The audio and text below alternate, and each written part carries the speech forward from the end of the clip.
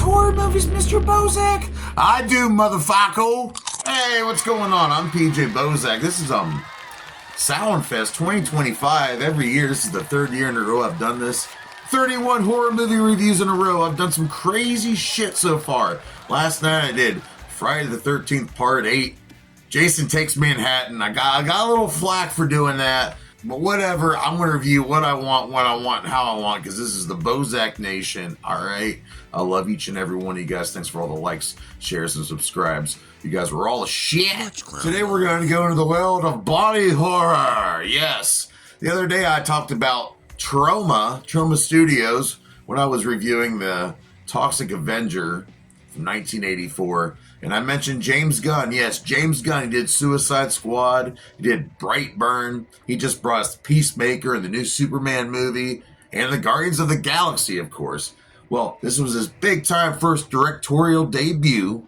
2006. Universal Pictures. I'm talking about Slither. Slither is about this little town, South Carolina. Something lands from Earth, like a little meteorite. There's like this weird alien thing inside of it. There's this guy named Grant, who just had a fight with his wife. He goes off and gets drunk with this other girl.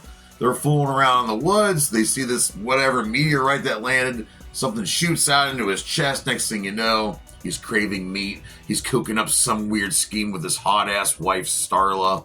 Oh, Elizabeth Banks.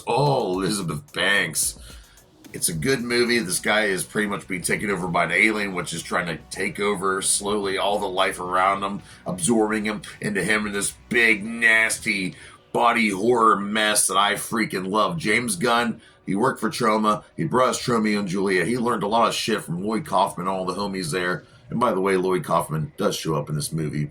But yeah, let's get into it. The budget for this was $15 million. And although it gained a big cult following and that James Gunn's really big nowadays, it only grossed $12.9 million in the box office, which really sucks. But like I said, the DVD and the Blu-ray sales, everyone loves this movie. If you're really into body horror, if you're a big underground horror nerd like myself. The cinematographer for this was Gregory Middleton. He filmed a lot of this in British Columbia and Vancouver. And the special effects of this movie is a lot of practical effects, barely any CGI. It was done by Todd Masters and John Gadecki. They did a great job. Masters Special Effects Studios, they came in, banged it out. I mean, when Grant turns into this hideously deformed creature, they had to use parts of him. They had to bring in parts of what he was, because he's pretty much, everyone's adding on to his mask. It gets so bloody disgusting. This one character, Brenda, she pretty much becomes an impregnated host of all these little Slither aliens. And it's just nasty. I don't think I can even show what happens to her, but you need to go see the movie just alone to see what happens to poor Brenda. The music in this movie is done by Tyler Bates, and there's that classic song by Air Supply, Every Woman in the World, which plays at the most violent of times. We have one of the cops, Wally, being played by Dawn Thompson. I love this character. I mentioned a woman named Brenda who becomes an impregnated host. Well, Brenda James plays Brenda. Then we have Jenna Fisher playing Shelby. She works at the police station. And yes, Jenna Fisher was married to James Gunn at this time. Greg Henry playing Mayor McCready, who's an asshole to all the citizens of the town. Greg Henry, dope job. He's also in the Guardians of the Galaxy movie. He plays Peter's grandfather. And then we have the beautiful and talented Elizabeth Banks. I love Elizabeth Banks. She would also be in Brightburn, but she was also, what else was she in? 40-Year-Old Virgin. Then we have the classic Michael Rooker. I love Michael Rooker. He was in Mallrats. He was in The Dark Half. Great actor. Walking Dead. He goes to play a guy named Grant. He's married to Starla. He married her when she was very young. Though I guess it's legal, though, where they were living, but still gross. Anyway, he gets infected by the alien. Next thing you know, he's taken over by the alien, but this alien falls in love with Starla, too. So he's trying to take over the town and gain Starla's heart at the same time. Great movie, people. It really is. But starring in the movie, Nathan Fillion, playing Bill Party, the other cop in town. And if you don't know, James Gunn and Nathan Fillion are tight.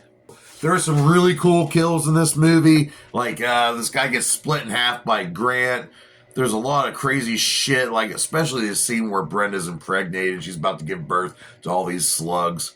And the infamous scene where Tanya Salavere's in the tub and she gets attacked by the slugs and one gets in her mouth and she's trying to pull it out. It's so gross.